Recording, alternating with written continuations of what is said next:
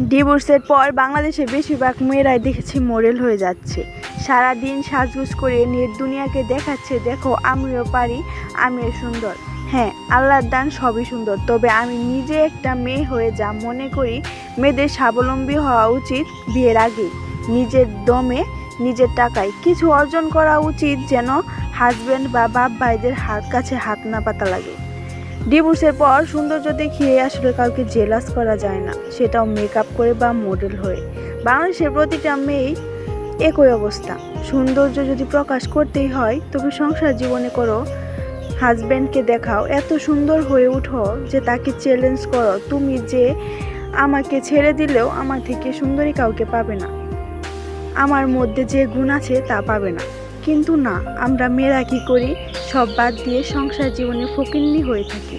না আছে সাজগোজ, না আছে ভালো পোশাক, আর স্কিন কেয়ার তো ভুলেই যায় বিয়ে। ভাবি হাজব্যান্ড তো ভালোবাসেই, সাজগোজ দিয়ে কী হবে? ভালোবাসা আবার চেহারার দরকার হয় নাকি? সুন্দর যদি হতে হয় সংসার জীবনে হন। জীবনে যদি কিছু করতে হয় তাহলে বিয়ের আগে করুন। নিজের পায়ে দাঁড়িয়ে থাকতে পারবেন, মজবুত থাকবেন। ভাই, এটা 2024 সাল, এরপরও যদি কোনো পুরুষ চলে যায় তাহলে তার চরিত্র নোংরা। তবে এই চ্যালেঞ্জ বিবাহিত জীবনে নিয়ে রাখুন যে মেকআপ নয়, ন্যাচারাল। আপনি এত সুন্দরী যে আপনার হাজব্যান্ড আপনাকে ছাড়া বেশি সুন্দরী কাউকে পাবে না। নিজের মধ্যে বিশেষ কিছু গুণ রাখুন যা আপনার হাজব্যান্ড কখনো অন্যের মধ্যে পাবে না।